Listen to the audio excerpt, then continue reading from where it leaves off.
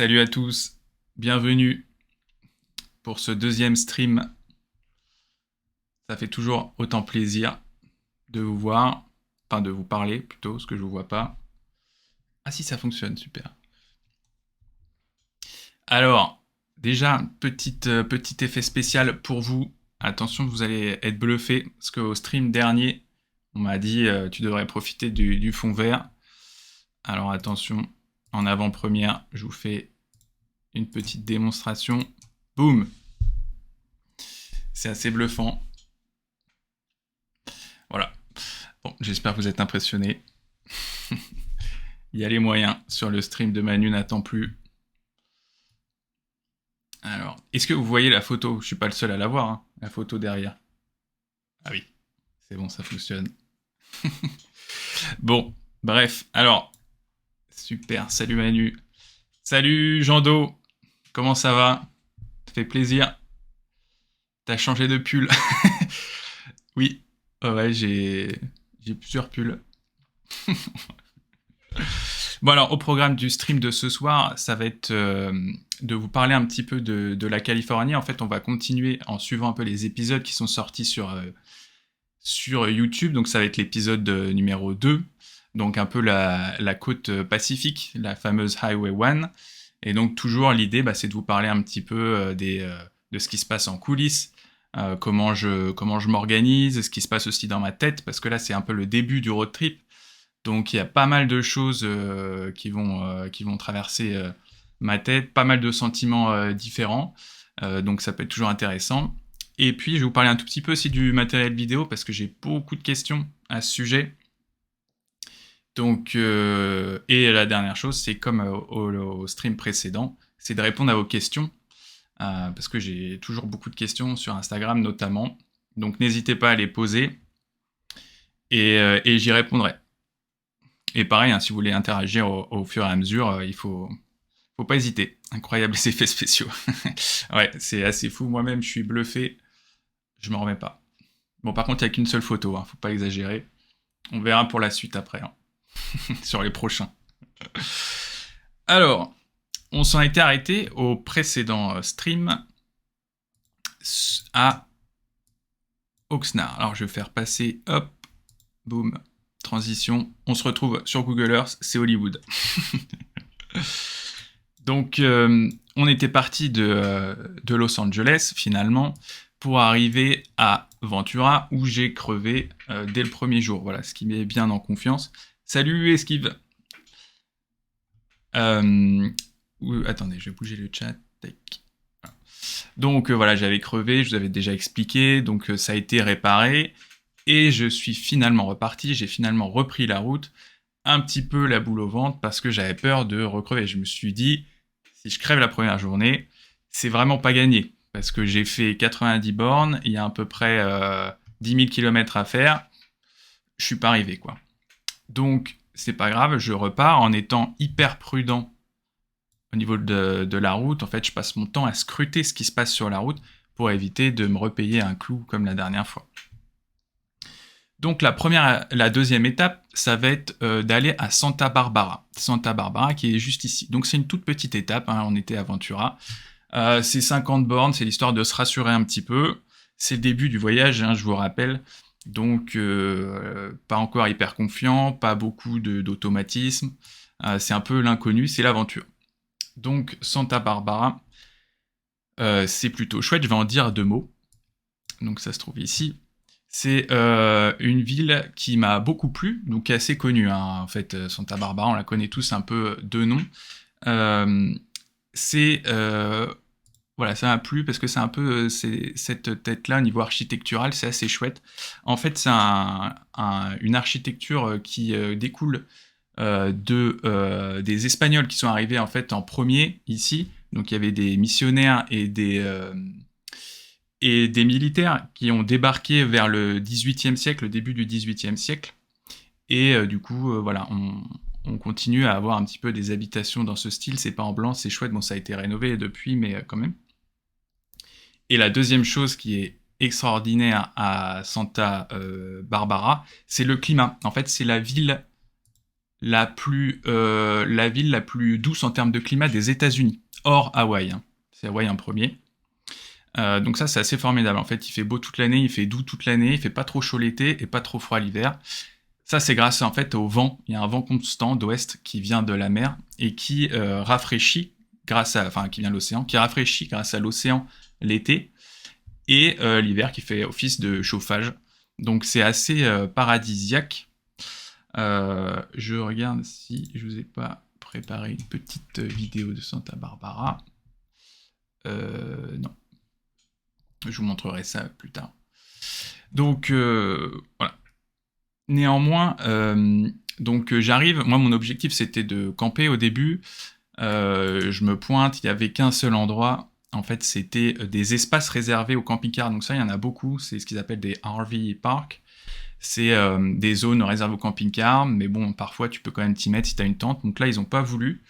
Donc, je me suis pris un petit motel à l'écart de la ville. Et ensuite, j'ai visité en trottinette. Donc, pour vous montrer... Alors, attendez, hop. Tac. Ah oui, non, c'était là. Hop là. Donc ça, c'est quand j'arrive à Santa Barbara. Donc, c'est assez... c'est quand même le pied.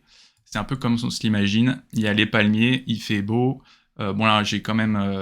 je suis quand même bien habillé parce que quand on est assis tout le temps et en plein vent, c'est vrai qu'on se rafraîchit vite. Mais bon, le climat est plutôt agréable. Et il y a toujours, là on peut voir sur l'extrémité, une jetée. Sur chaque ville, hein, le long de la côte Pacifique, il y a ces fameuses jetées un peu caractéristiques comme à Los Angeles avec la jetée de Santa Monica. Ici, il y a la jetée aussi. Donc c'est plutôt cool. Voilà, c'est un petit peu l'idée qu'on a de la Californie avec cette petite musique qu'on a en tête. Je sais pas. Je vais pas le mettre plus parce qu'après sinon je vais me faire bannir par Twitch parce qu'il y a des droits d'auteur. Je sais pas si vous avez entendu d'ailleurs. Ouais, je pense quand même. Enfin bref. Et donc ça se passe plutôt bien, plutôt rassurant ce coup-ci. Sauf que je vais affronter la première grosse épreuve du voyage. Ça va être la deuxième étape après celle de Santa Barbara, qui consiste à aller à Solvang ici. Et en fait, oui, ah super. Merci Pierrot pour les confirmations. Et pour arriver à Solvang, je vous rappelle que mon premier but, c'était de longer la côte pacifique pour aller jusqu'à Monterey qui est situé ici. Et la route la plus rapide pour aller à Solvang, c'était de passer par ce col, le col de San Marco. C'est un col sur les avant-reliefs des monts de Santa Inés ici. Et alors là, je vais vous expliquer pourquoi ça a été un peu la première difficulté. C'est que la première chose, c'est que la route était assez infernale. Il y avait très peu de bas-côtés, voire pas du tout. Ensuite, elle était très empruntée. C'est cette route qu'on voit ici. Il y avait beaucoup de camions, de voitures. Et ensuite, il y avait un vent infernal de face. Donc ça, couplé au dénivelé sur une trottinette électrique, ça fait pas bon ménage. Salut Hackpro, hello Manu, content de te voir en live. Ah, ça me fait plaisir. C'est top. Salut à toi, bienvenue. Et du coup, je me retrouve sur cette route. Je vais vous montrer un petit peu juste sur Google Maps. En fait, c'est ce que je faisais aussi quand je prépare mes trajets. Donc, je vous montre. Hop. À peu près là. Voilà, donc sur ce style de route. Donc, moi, je suis sur le côté, comme ça. J'ai pas l'air fin. Il y a beaucoup de voitures, il y a des camions. Ça roule assez vite, hein, 80-90 km/h. Moi, je suis en montée, donc je suis à 15 km/h grand max. Et il y a un vent de face, mais infernal. Je suis congelé. Et donc, je me retrouve sur cette route un peu en train de me remettre en question, en train de me dire, oulala, mais c'est pas évident du tout, cette histoire. Comment ça va se terminer? Est-ce que je vais avoir assez de batterie pour aller en haut? Est-ce que je vais pas me faire percuter par une voiture? Enfin bref, c'est un petit peu l'angoisse. Mais l'avantage, c'est que avoir cette expérience, que ce soit la crevaison, que ce soit ce passage de col, on va avoir ensuite des passages de zones où il n'y avait vraiment pas grand-chose, donc avec des difficultés liées à l'autonomie. Avoir tout ça en début de voyage, c'est un petit peu délicat moralement, mais par contre, ça va créer des briques qui vont faire ensuite un socle et je vais m'appuyer sur ce socle tout au long du voyage pour éviter de refaire les mêmes erreurs, pour aussi être suffisamment solide mentalement pour pouvoir affronter d'autres difficultés.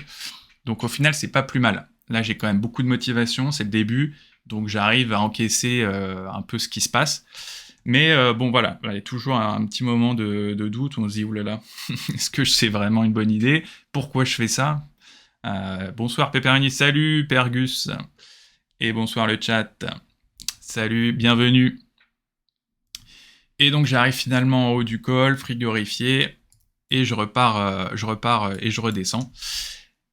Là où quand même c'est un peu ce pourquoi j'ai fait ce voyage aussi, c'était pour vivre un peu des émotions fortes, que ce soit bonnes ou mauvaises ou négatives. L'objectif, c'était un peu de se sortir aussi de ce quotidien où j'étais avant, où en fait on vit quand même dans une société qui est un peu, comment dire, un peu aseptisée, un peu lissée en termes d'émotions. Donc, et puis pour moi, enfin, vivre, c'est quand même, voilà, ressentir des choses, avoir des émotions. Et bah voilà, l'idée c'était d'en avoir un paquet et de plus être dans cet état un peu robotique quand on travaille tous les jours, on ressent pas grand chose.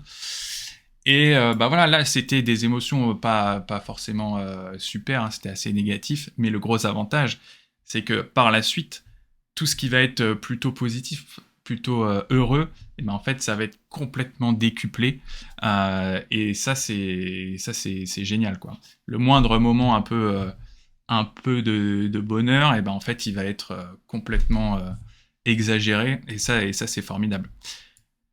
Un petit exemple, c'est quand je redescends de mon col, il y a un moment où je peux prendre une petite route calme, en dehors de ce gros axe, et là je me retrouve dans la nature, un peu pour la première fois, dans les bois, c'est silencieux, la trottinette elle fait pas de bruit, il y a des sons d'oiseaux, et là je me dis, c'est le pied, après ce que j'ai vécu, c'est génial, et c'est un peu ça ce que je recherchais, c'est ces montagnes russes d'émotions. Et là, je peux vous dire que quand tu voyages à trottinette, bah, t'as ta dose. Et donc, bon, voilà, je me suis dit, allez, je suis là pour ça. Maintenant, il faut prendre ce qu'il y a à prendre et il faut continuer. Donc, sur ce, j'arrive ensuite au lac Kachuma. Et c'est là que je fais un petit plan au drone, que je vais vous montrer tout de suite. Donc là, il y a 40 km/h de vent, hein, toujours. Et le drone tient le coup. Donc c'est un petit moment de répit, voilà, sur ce lac. Et et j'enchaîne du coup sur le drone qui a été une question vraiment récurrente tout au long du voyage. On m'a dit, qu'est-ce que t'as comme drone? Comment tu fais pour faire ces plans où parfois t'es suivi et tout? Donc je vais vous le montrer rapidement, comme ça c'est fait. Donc ça ressemble à ça. Donc c'est un DJI, la marque. Donc généralement quand on a un drone, on peut pas trop passer à côté de cette marque. C'est un peu les drones à avoir. Donc celui-ci c'est un Mavic 2 Zoom. Donc c'est un modèle qui a déjà plusieurs années, hein. Je l'ai depuis pas mal de temps. Depuis il y a eu d'autres versions plus récentes et un peu améliorées. Donc voilà, replié il est comme ça. Après il suffit de le déplier. Tac, comme ceci. Petite démonstration en live. Je vais pas le faire voler hein, dans la chambre. Voilà. Donc ça ressemble à ça une fois déplié. Donc c'est assez costaud hein, quand même. Ça fait 1 kg. Donc celui-là, il a quand même un gros gabarit. Moi, à l'origine, en fait, je voulais le vendre avant de partir pour en acheter un plus petit. Je voulais partir sur un mini. Il y a le Mini 3 qui vient de sortir, qui est beaucoup plus léger et qui fait tout pareil, voire mieux, en termes de qualité, d'options et tout ça. Mais j'ai pas réussi à le vendre. Donc je l'ai gardé, je l'ai embarqué avec moi. Il a plusieurs avantages. Donc déjà, il a une portée immense. Je crois que théoriquement, on peut l'envoyer à plus de 8 km. Donc c'est assez dingue. Et puis voilà, il résiste bien au vent puisqu'il peut aller à plus de 70 km/h. Donc même dans des journées comme celle-ci où il y avait un vent de fou, ça pose pas trop de problème. Donc après, il y a la télécommande qui ressemble à ça. Donc en fait, il faut déplier les deux petits trucs en dessous et mettre le téléphone ici et le connecter avec ce petit fil. Et l'avantage, c'est que à travers l'écran du téléphone, on voit ce que le drone voit. Donc on n'a pas besoin de le garder en vue pour le faire voler. Et donc ça, c'est plutôt pas mal. Le seul inconvénient, c'est que vu qu'il a quelques années, j'ai dû... Enfin, mon téléphone était trop récent, il était pas pris en charge, donc j'ai dû prendre un deuxième téléphone, mon ancien. Donc voilà, bon, pas hyper pratique, mais ça permet quand même de faire des super vues, et ça change un peu hein, en termes de... Voilà, sur les vidéos, ça change de plan, c'est quand même pas mal. Salut Cricri VDA, j'aime beaucoup les pseudos. Et qu'est-ce que je vais dire? Eh oui, donc les fameux plans où on me voit, en fait, il y a une option sur ce drone, c'est que quand on a notre télécommande avec notre écran connecté, il suffit de se cliquer dessus, et en fait, le drone va te suivre, il y a une certaine option, il va te suivre, donc après, tu peux te déplacer sur ta trottinette sans gérer la télécommande, le drone va te suivre à certaines distances, et en plus, tu peux rajouter une option de rotation, donc le drone va tourner autour de toi tout en te suivant. Et donc ça permet de faire des plans assez sympas. Voilà, pour les secrets, les coulisses du tournage. Ma sœur, purée, il y a toute la famille. Salut la famille, la sœur de Fabrice. Et coucou aux Belges qui sont toujours là. Ça fait plaisir. Enchanté. Alors, tu as de la chance, tu as de la place pour le drone, les batteries, les chargeurs dans ton sac. Ça devrait être compliqué niveau espace. Oui, très bonne question, effectivement. Alors, c'est pour ça qu'en fait, je voulais prendre un drone plus petit parce que c'était vraiment juste un niveau place, j'avais juste un sac à dos.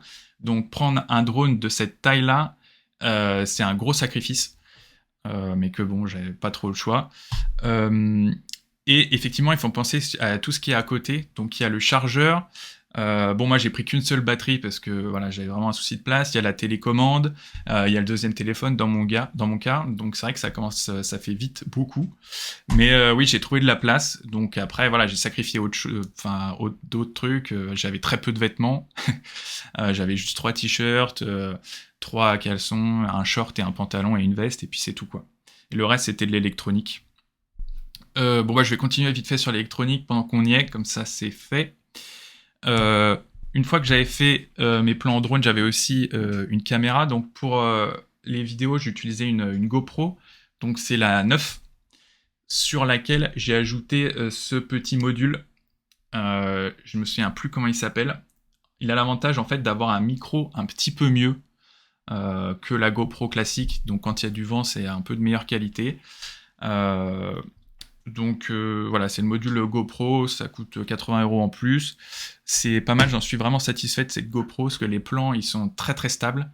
Après, il y a certains inconvénients, voilà, il n'y a pas d'objectif, donc dès qu'il y a des paysages qui sont un peu lointains, tout de suite, ils paraissent vraiment archi loin, donc bon, c'est un compromis à prendre. Voilà, c'est l'avantage, c'est que ça passe partout, c'est incassable, on n'a pas besoin d'emporter 50 000 objectifs, donc c'est vraiment pas mal.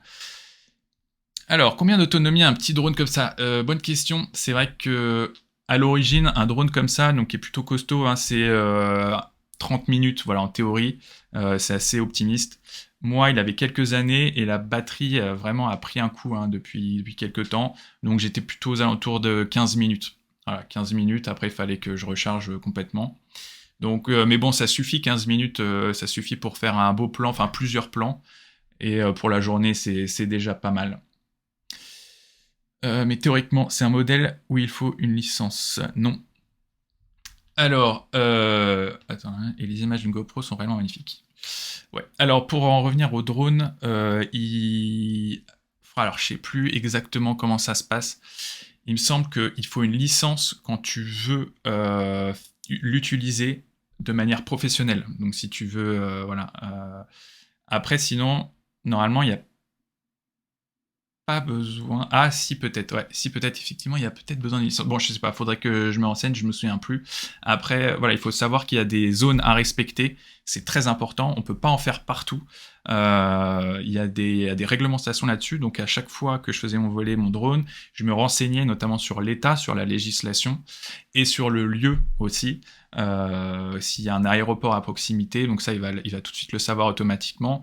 Mais s'il y a des réserves naturelles, voilà, il faut pas le faire voler partout, il faut vraiment faire gaffe là-dessus. Et se renseigner au niveau de la licence, ça peut être pas mal. Alors, au-delà de 250 grammes, c'est licence si je tiens bien. Ouais, c'est possible, ça me dit quelque chose. Manu n'a pas peur de la police. Bah si, un peu quand même, un peu peur de la police.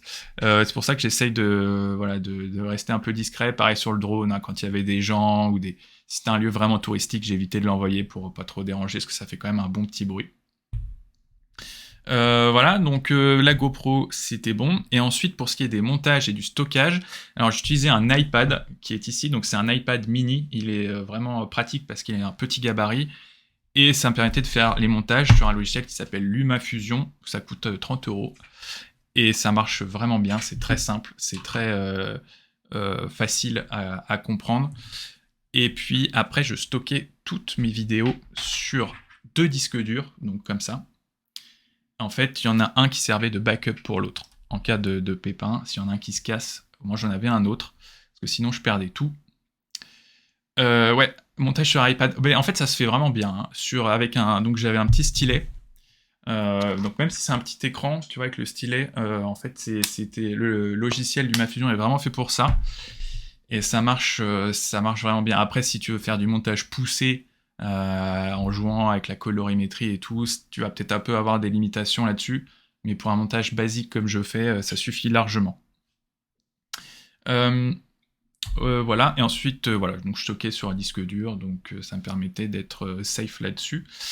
J'ai essayé de faire du montage un peu tout le temps, parce que à l'origine, je voulais sortir des vidéos au fur et à mesure de mon voyage, que j'ai commencé à faire, mais au fur et à mesure, j'avais de moins en moins de temps, aussi de moins en moins envie, parce que quand tu voyages toute la journée, 6 heures hein, sur la trottinette, le soir, t'as pas spécialement envie de te lancer dans des heures de montage.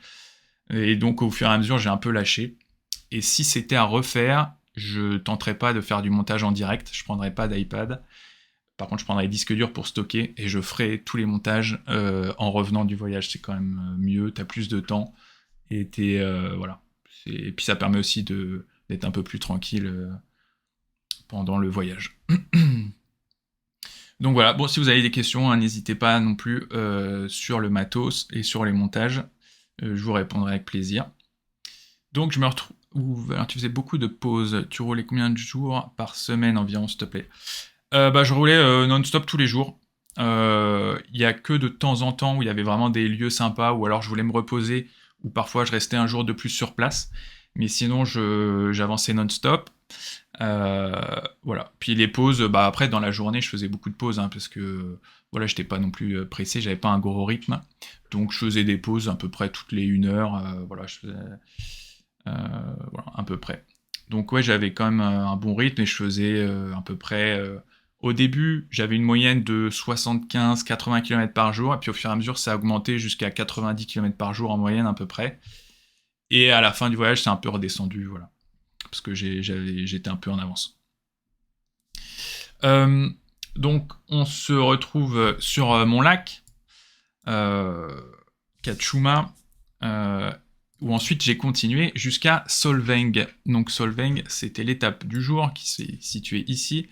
Et Solvang, il a cette particularité, ce village, cette petite ville, c'est que elle est d'origine danoise. Bon, en fait, en premier, ce sont les Espagnols, encore une fois, qui sont arrivés, mais après, ils sont vite repartis.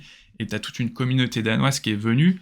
Il faut savoir qu'au 19e, tout début du 20e siècle, il y avait une grosse immigration danoise qui fuyait en fait un peu la pauvreté au Danemark, et t'as un Danois sur 10 qui sont partis aux États-Unis, c'est énorme, et donc t'en as un paquet qui se retrouvaient ici. Je pense en particulier pour le climat qui était quand même hyper bon, hyper doux. Il y avait aussi pas mal de vignes dans le coin. Donc ils se sont retrouvés ici, et donc on retrouve cette architecture un peu caractéristique avec les colombages. Donc c'est assez marrant de se retrouver ici, c'est un village qui est hyper touristique, hein, c'est connu. Maintenant il y a presque plus de Danois qui y habitent, mais c'est surtout voilà, pour les touristes. Donc c'est assez marrant. Donc ouais, ça ressemble à peu près à ça. Moi j'avais fait des petites vidéos que vous avez peut-être dû voir sur YouTube. Alors, attendez, hop, je vais juste couper le son. Donc avec...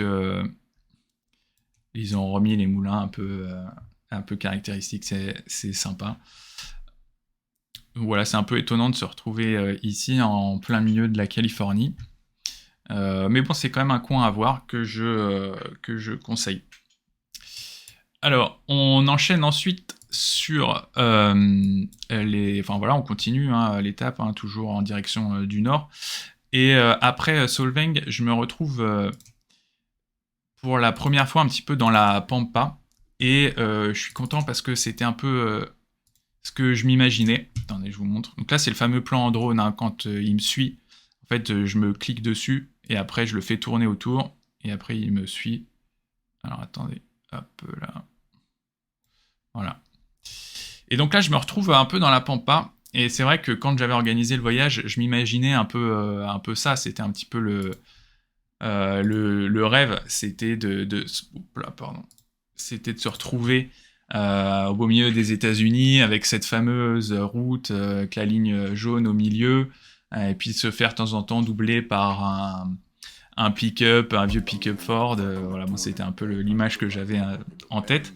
Et là, voilà, j'ai un premier aperçu, un premier avant-goût de ça. Et c'est vrai que là, c'est chouette, c'était un moment fort, un peu au milieu de nulle part. Donc là, t'es toujours un peu quand même tiraillé sur ah super, j'ai enfin réussi ce fameux voyage que j'organise depuis pas mal de temps. Et de l'autre côté, tu te dis toujours, oula, mais s'il y a un problème, si je crève, s'il y a un souci technique, qu'est-ce que je fais? C'est quand même, voilà, je suis quand même un peu au milieu de nulle part. Donc t'es toujours un peu tiraillé entre les deux. Et ça va vraiment être un exercice difficile pour moi, c'est l'exercice du lâcher prise. C'est-à-dire être capable de se dire, bon, je maîtrise pas tout, euh, il faut l'accepter et quand même essaye de profiter de l'instant présent, quoi. Essaye de pas trop anticiper tous les problèmes qui peuvent arriver. Tu verras bien au moment où ça arrivera, tu géreras la situation, il y aura bien des solutions. Mais ça, au début, c'était impossible pour moi, donc c'est vrai que j'étais toujours en train de me dire, je me prévoyais un peu tous les scénarios, en train de me dire, bon, qu'est-ce qui se passe s'il y a ça, qu'est-ce qui se passe si je crève un pneu, si ma trottinette se casse. Et donc, bah, généralement, il n'y avait pas 36 solutions, la seule solution, c'était de faire du stop. Voilà. Donc, ça a été mon plan B, un peu tout au long du voyage, finalement. Faire du stop jusqu'à une grande ville, et puis après de me débrouiller, réparer, et si vraiment c'était irréparable, bon, bah là, ça aurait été je sais pas, de louer une voiture, par exemple, puis de terminer en voiture. Voilà. Donc, on se retrouve ensuite à Pismo Beach. Donc, on continue sur la côte pacifique. Je vous fais un petit dézoom. Là, on est en Californie. Il y a Los Angeles qui est ici. Et on se retrouve à Pismo Beach. Encore une fois, qui a une jolie jetée. Donc, moi, j'arrive. En plus, c'est un peu le coucher de soleil. C'est un peu sympa. Pareil, c'est assez touristique. J'arrive pas à enlever le son. Donc avec sa jetée, il y a comme d'habitude tout au long de la côte des surfeurs, c'est assez sympa. Et puis toujours une faune aussi euh, vraiment chouette. Donc il y a des dauphins, il y a des otaries. Donc là j'avais filmé une petite otarie ici, qui c'est super mignon parce qu'ils elles se mettent sur le dos. Hop là, pardon. Elles se mettent sur le dos puis elles jouent avec une petite pierre. C'est chouette, donc de voir ça, c'est vrai que c'est assez exotique, c'est assez dépaysant. Et donc ça fait plaisir, c'est un peu aussi pour ça que j'étais parti. Donc à Pismo Beach, pareil, en fait, je trouve pas tellement de camping, il était complet, il y en a un qui était hyper mal famé, en fait, j'avais regardé sur internet. Et du coup, je me rabats sur un motel, et le motel est vraiment pourri. Je suis souvent allé dans des motels les moins chers pour essayer d'économiser un peu. Et donc je me retrouve souvent dans des motels pas dingues, hein, niveau fréquentation. Et celui-là, il était pas fameux. Bon, je me suis pas trop senti en danger, mais il y avait... attendez, je vais me remettre... tac. Voilà, il y avait pas mal de sans-abri qui étaient juste de l'autre côté de ma porte. C'était pas hyper agréable. Je vous montre une petite photo de la chambre. Bon, vu comme ça paraît pas mal, mais quand on regarde dans le détail, c'était vraiment pas terrible. Et en fait, pourquoi je vous montre ça et pourquoi je vous dis ça, c'est aussi pour vous parler d'une face un peu cachée de la Californie, qui est bel et bien présente. C'est la pauvreté qui est même omniprésente en Californie. C'est assez dingue. En fait, il faut il faut savoir que la Californie, il y a vraiment un éventail de richesses qui est dingue. Il y aura les personnes les plus riches des États-Unis, et même probablement quelques-unes du monde aussi qui habitent là-bas. Mais tu as aussi les personnes les plus pauvres. Il faut savoir qu'il y a une personne sur 7 en Californie qui vivent en dessous du seuil de pauvreté. Et donc ça, c'est vrai qu'on est bien loin du cliché de la Californie un peu idyllique. C'est que quand tu te balades, comme moi, j'ai eu l'occasion de le faire, c'est-à-dire que moi, quand j'avance en trottinette, je passe par tous les endroits d'une ville, hein. La périphérie, je vois les quartiers un peu douteux, et en fait, je me rends compte de beaucoup de choses. Et j'ai vu la pauvreté. Ça a commencé à Los Angeles où il y a carrément des ghettos de personnes qui en plus sont complètement droguées. Il y a un énorme problème de drogue, on y reviendra après. Mais voilà, c'est pas tout rose, et je voulais vraiment en parler parce que enfin, très peu de gens en parlent de ça. C'est un sujet qui est un peu tabou, mais c'est bien présent. Donc il y a la pauvreté, la drogue, la prostitution, il y a des gangs. Donc c'est pas fameux, et tout au long de la Californie, tout au long de la côte, j'ai pu le voir. Et il y a notamment un dernier problème sur lequel je vais revenir, c'est la drogue. En fait, il faut savoir que aux États-Unis, il y a un problème de médicaments qui a été ultra proscrit dans les années 90 avec une histoire de lobby. En fait, c'est les opioïdes. C'est des médicaments qui répliquent un peu les effets de l'opium, donc en fait c'est contre la douleur. Et il y a donc c'est un véritable fléau parce qu'en fait les gens sont ultra comment dire dépendants de ça. Dès qu'ils commencent à en prendre, ils peuvent plus trop s'en passer. Et ça fait énormément de morts. C'est la drogue qui fait le plus de morts aux États-Unis, hein, devant toutes celles qu'on connaît. Et donc c'est un fléau, et tu le vois, les gens sont complètement addicts, accros, tu le vois un peu partout dans la rue et tout ça, il y a beaucoup de drogués. Donc ça voilà, c'est vraiment un fléau aux États-Unis, et voilà, il n'y a pas trop de solutions en fait avec cette histoire.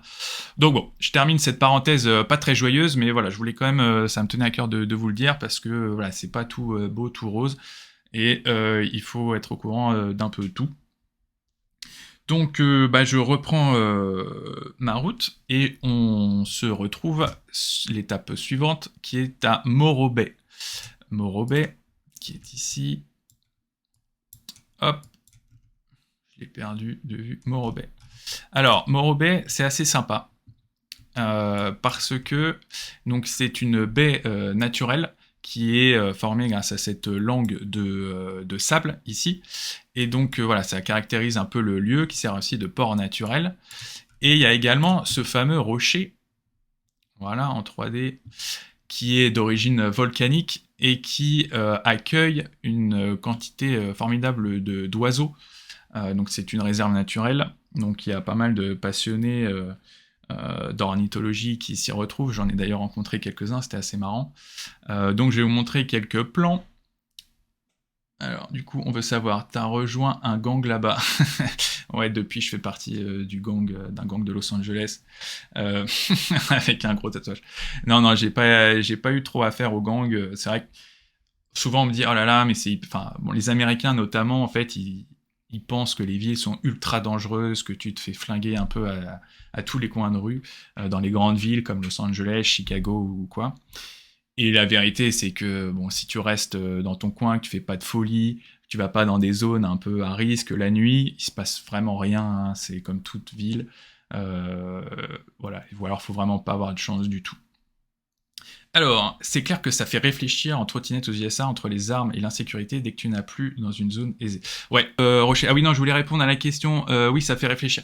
Alors, il faut savoir que je me suis très très rarement senti en insécurité, hein. C'est arrivé qu'une seule fois. J'étais vraiment dans un quartier pourri. J'en avais parlé dans le stream précédent. Euh, voilà, ça a été très très rare.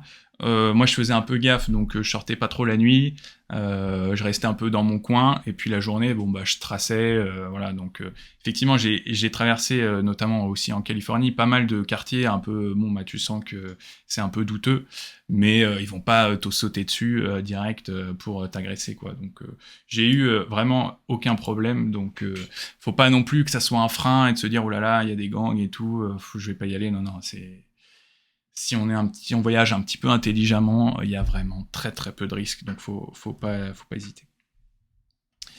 Alors, donc nous retrouvons à Morobay et son rocher, le rocher de Morobay. Donc là j'ai fait quelques petits plans. Donc ça c'est la fameuse baie avec son port. C'est assez sympathique, une grande, voilà, une sorte de delta en fait. Et puis je vais tout de suite vous montrer le rocher. Voilà. Donc tout ça, hein, des images réalisées au drone encore une fois. Voilà, donc ça c'est son rocher. Et pour la petite anecdote, quand je m'y suis baladé pour le voir, je suis tombé sur deux passionnés d'oiseaux qui, en fait étaient en train d'espionner avec des jumelles un faucon pèlerin. Enfin, ils essayaient de trouver un faucon pèlerin qui avait niché dans le coin.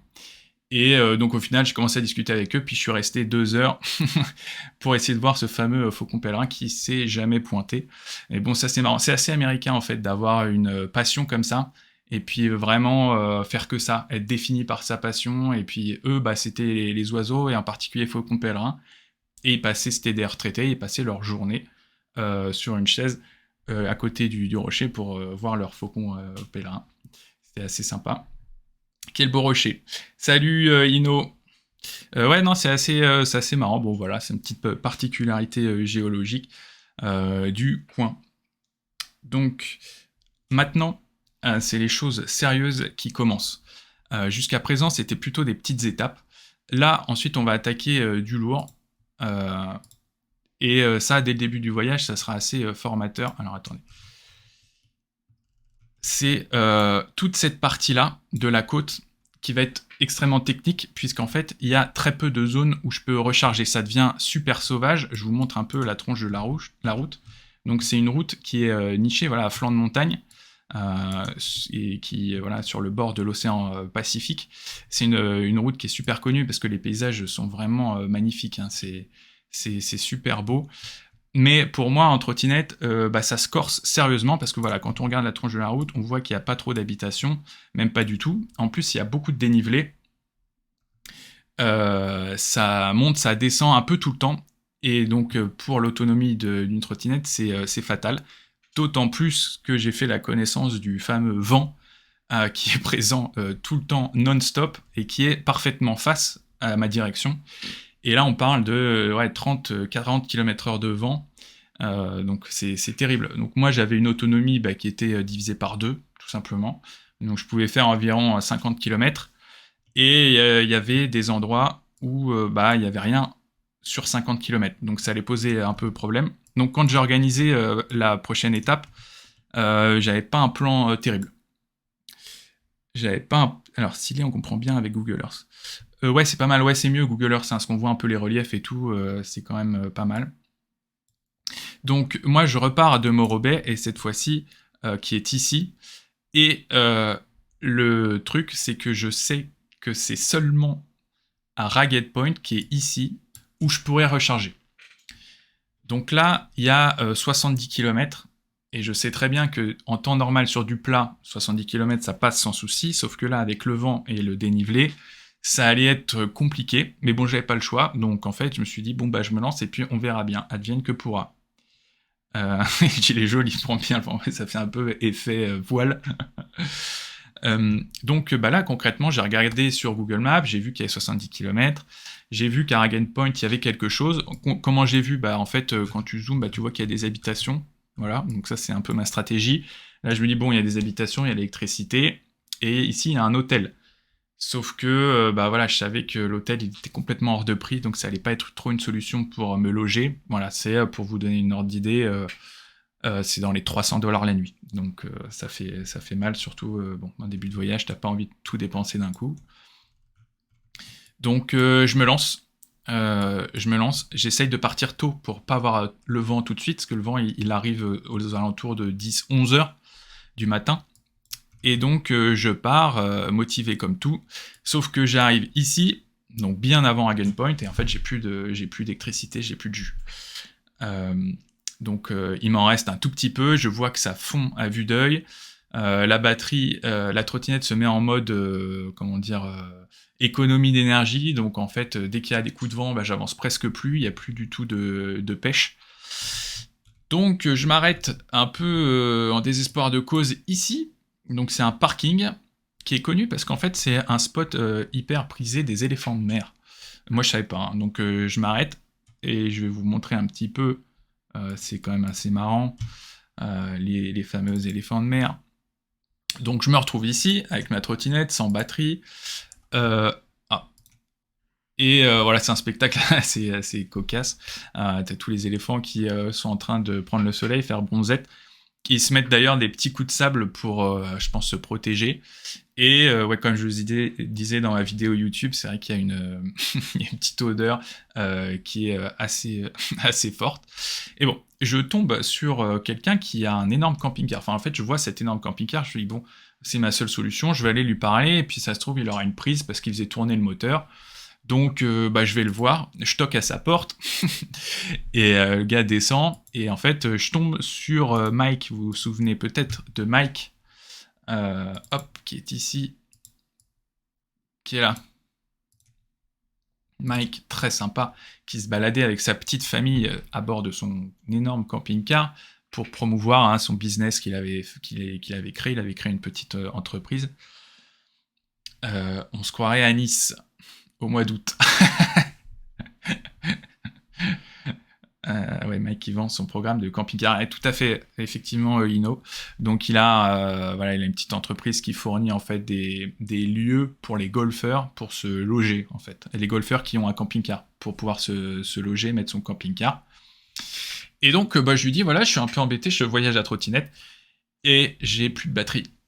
Est-ce que tu peux m'aider? Et il me dit bah écoute, pas de souci. Nous on fait tourner le moteur parce qu'on cuisine ou je sais pas quoi. Il était à peu près midi. Et tu peux le brancher, donc ça c'est son camping-car, tu peux le brancher, il y a une prise électrique à l'extérieur. Et donc je m'y suis branché et j'ai attendu 3/4 d'heure, l'histoire d'être sûr de pouvoir rejoindre Ragged Point, qui était ici. Donc je recharge, je suis content comme tout, et je repars. Et c'était extrêmement juste, puisque je suis arrivé à Ragged Point, j'avais plus rien, en plus les derniers mètres sont hyper pentus, donc j'arrive et je peux recharger, sauf que là je me rends compte qu'en fait il n'y a aucun endroit où je peux dormir, je peux pas camper, parce qu'en fait c'est une espèce de zone un peu hôtelière, donc je me dis allez, je recharge au max, enfin autant que je peux, et après je pars, et puis on verra bien, j'essaye de trouver un spot pour camper, enfin bon. Donc je recharge 3 heures quand même. 3 heures c'est long à attendre quand tu fais rien. Et je repars, il est 18 heures. Le soleil qui commence un peu à décliner. Et je sais pas trop où je vais. Alors attendez, je vais vous montrer, parce que j'ai des petites images. Non. En fait, je n'en ai pas prise. Ah si, voilà. Donc voilà, ça ressemble à ça. Ça c'est la côte, la route. Sur la côte Pacifique, le paysage est magnifique, mais ça commence à décliner un peu. Il y a un vent de fou, et je me retrouve en train de rouler sans, sans endroit où dormir. Donc après, je regarde, et en fait, les seuls endroits où t'as un peu d'espace, c'est ce genre de truc, et donc je me vois mal planter ma tente au bord de la route, juste là. Et voilà. Donc heureusement, je tombe sur une station-service qui n'était pas prévue, hein. Donc j'avais plus du tout de batterie. Et c'est la station-service de Gorda. Je vais vous montrer une petite photo. Donc là, je suis sauvé, vraiment, je suis content parce que j'avais vraiment... là, j'avais plus d'options, en fait. Donc ça, c'est le lendemain, c'est pour ça qu'il fait encore bien jour. J'arrive là-dessus. Et là, on me dit, écoute, t'as de la chance, il y a un camping qui est pas très très loin. Tu peux y camper, c'est un camping sauvage, donc par contre, il n'y a pas d'électricité, donc moi, ça m'arrange pas trop. Mais au moins, bon, t'as un endroit où mettre ta tente. T'étais pas encore super... Alors attends, salut, je voyage à Trot, t'as pas des opioïdes. Non, ouais, j'ai essayé de pas tomber là-dedans, parce que quand tu vois la galère que ça crée aux États-Unis, t'as pas envie d'être addict. Hein. T'étais pas encore rodé sur ta routine. Ouais, exactement. En fait, alors déjà, c'était un lieu qui était hyper technique parce qu'il y avait pas trop d'électricité. Et en plus, effectivement, j'étais pas trop rodé. C'était un peu le début, donc je découvrais un peu tout. C'était pas facile. Donc je débarque dans cette station-service et bah, je recharge une petite heure, juste l'histoire de pouvoir aller au camping, dormir et ensuite le matin pouvoir revenir sur mes pas afin de recharger pour la journée suivante, quoi. Donc là, c'est un peu laborieux, mais en fait, j'ai pas trop le choix quand je faisais du camping sauvage. C'est vu que je pouvais pas recharger la nuit, et vu que ça prend à peu près 7 heures à recharger complètement quand on est à sec, eh bien, bah voilà, il faut trouver un endroit à électricité. Donc moi, j'arrive ici, je recharge une heure, et ensuite je pars camper. J'arrive pile poil au coucher de soleil, donc c'était un peu juste. Il devait être 19h30. Et donc je me retrouve à ce camping qui était un petit peu plus loin. Hop, donc, ouais, je sais plus où c'est. Ah, voilà, Gorda, c'est ici. Donc ça, c'est la station-service en question. Et le camping, il est un peu plus loin, il est ici. Voilà, donc là, il n'y a pas d'électricité. Je plante ma petite tente, que je vous montre. Donc, ça ressemblait à ça. Donc, en fait, au début, je mettais la trottinette que je repliais. Ça, c'est pratique. Juste ici, donc en fait, c'est là où il y a un petit espace où on peut mettre ses affaires. Mais bon, après, j'ai abandonné cette stratégie parce que, en fait, après, je peux plus mettre mes sacs et tout, il n'y a plus du tout de place. En fait, je la mettais dehors et je mettais une bâche dessus. Voilà. Et là, je mettais mon sac à dos et tout ça. Donc là, j'ai directement sorti la couverture de survie parce que, fort de mon expérience précédente, de mon précédent camping, nuit en camping, je savais que mon sac de couchage, il était un peu naze. Et donc la nuit, quand même, voilà, on est début avril, la nuit, ça chute un peu. Et donc, t'as quand même un peu vite froid. Le camping gay. Et oui, exactement, j'allais en venir. Dis donc, on suit, c'est bien. C'est effectivement sur ce camping que je suis tombé sur California Gay Adventure, qui est en fait un groupe d'homosexuels qui parcourent la Californie afin d'y faire la fête et de faire des randonnées. Voilà, c'était leur truc. Et donc, moi, je me retrouve là-dedans après avoir passé une journée de dingue à lutter contre le vent. Et donc, je tombe sur ce groupe, mais ils étaient, je sais pas, au moins une cinquantaine, hein, avec la musique à fond et tout, et ils étaient tous déguisés avec des habits d'animaux, tu vois, un peu douteux. Et donc, ils sont venus me voir et tout, ils ont commencé à vouloir que je danse et tout. J'étais là, non, non, mais attendez, les gars, merci, mais bon, moi, je suis un peu claqué. Euh, et du coup, je me suis réfugié dans ma tente, ni vu ni connu. Ça a été un peu... bon, voilà. Moi, j'étais quand même suffisamment fatigué pour dormir malgré le bruit, mais c'était un peu folklore. Mais bon, c'était sympa. C'est le nom de la vidéo. Oups, à vous tout. Des furies. Quel enfer. Ouais, c'était un peu ça en plus. Hein. Des randonnées boueuses. Ouais, ouais, tu peux sortir, Fabrice, s'il te plaît. Non, sors pas parce qu'on n'est pas si nombreux quand même. En plus, petite barbe naissante. Oui, Pierrot, je sais que la barbe, ça te marque. C'est ce qui t'intéresse le plus dans le voyage. Ma capacité à avoir une barbe, incroyable.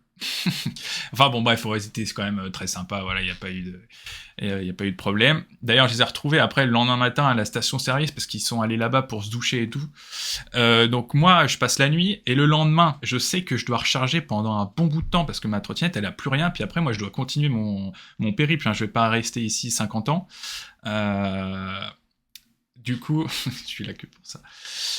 Du coup, le lendemain, à 7h, je suis debout, et à 8h, je fais marche arrière pour me retrouver à ma station-service afin d'y recharger, et je recharge de 8h à 14h, donc pour être presque au max. Je suis pas au max, mais donc pendant bah voilà, plus de 6 heures, je suis sur ma station-service à discuter le coup un peu avec tout le monde. Attendez, hop, je vous remets la station-service. Et donc là, bah, c'est vrai qu'il faut être patient. Donc là, je suis là, voilà, pendant 6 heures. Donc là, je discute le coup. Il y a un gars, là, un peu un hippie, qui vend des pierres. Ah, pardon. Qui vend des pierres ici. Il m'a d'ailleurs donné une pierre d'obsidienne que j'ai gardée, mais que je retrouve plus. Là, je l'ai peut-être jetée en cours de route. Euh, et donc pendant 6 heures, donc c'est sûr qu'il faut être patient. Et après, je suis reparti à 14 heures, ce qui est pas top, parce que niveau timing, c'est pile poil quand le vent atteint son paroxysme. Donc je pars en plein vent, un peu à l'aventure. Donc c'est un peu compliqué cette partie du voyage, et ça c'était dès le début en plus, donc c'était direct le baptême du feu. Les zones où il n'y a pas d'électricité, c'est vrai que c'est un sacré challenge. Voilà. Donc si je devais refaire un peu quelque chose du genre, c'est vrai que je ferais en sorte d'avoir un rechargeur qui recharge un peu mieux, un peu plus rapidement. Comme ça, tu restes 2 heures et tu recharges presque tout. Tandis que moi, je devais rester, si j'avais envie de tout recharger, il fallait que je reste au moins 6 heures, quoi. Donc c'est un peu laborieux. Mais bon, voilà, je pouvais pas tellement faire autrement. Donc, hello de Port-Lille. Oui. Salut Steph qui revient de Portland et qui est maintenant à Lille. Salut. Bah, t'arrives juste à la fin, parce que là, j'allais justement clôturer le stream sur la belle vue de cette station-service qui est, pour l'anecdote, l'une des plus chères des États-Unis. On voit plus le prix, mais en fait c'est tellement reculé que en fait les prix sont stratosphériques. Et donc ouais, elle est connue pour être l'une des plus chères des États-Unis. Donc voilà, pour la petite anecdote. Ça n'existe pas une batterie que tu branches sur ta batterie principale pour avoir 2 batteries. Alors ça n'existe pas. Après il y a moyen d'en bricoler une. J'y ai pensé. Après, l'idée c'était quand même de voyager un tout petit peu léger, et quand tu vois la taille de la batterie, c'est énorme. Donc après, ça c'est toujours ça en plus, mais c'est sûr que ça peut être une solution. Mais je pense que la meilleure solution, ça reste quand même un rechargeur très rapide. Et voilà, tu restes 2 heures, tu recharges tout, puis t'es reparti, et donc ça te permet de doubler un peu ton autonomie. Donc ça, je pense que c'est la meilleure solution. Ouais, voilà, tu rajoutes 10 kilos, donc bon, c'est pas fou. Bon, alors voilà, je pense qu'on va s'arrêter là. L'idée pour les prochains streams, c'est ça, c'est de continuer un peu sur les épisodes qui sont sortis sur YouTube, et puis de débriefer un peu dessus, de vous raconter un peu ce qui se passe, et puis voilà, de continuer à répondre à vos questions. Si vous avez des commentaires un peu sur le stream, des améliorations, n'hésitez pas à me les envoyer en message sur, par exemple, Insta. Et puis voilà, je pense qu'une heure, c'est pas mal comme créneau. C'est pas trop pénible. J'endors pas tout le monde. Et puis, théoriquement, on se retrouve la semaine prochaine, même heure, même jour. Et puis voilà, merci d'être passé. Et puis, je vous souhaite une très bonne soirée à tous. Et à bientôt. Ciao, ciao. Salut tout le monde.